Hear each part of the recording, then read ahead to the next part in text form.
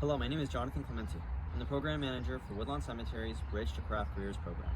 The program takes 18 to 24-year-olds from across the city into a 10-week program where they can either learn about masonry cleaning, bronze restoration, landscaping, or typical maintenance.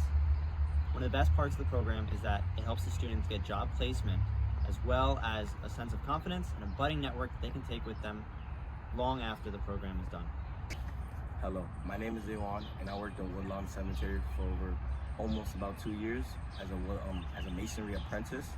I joined in, I'm gonna say, 2021's cohort of PCC apprenticeship, and throughout that time, I learned a lot about myself and who I want to become and who I've been in the past.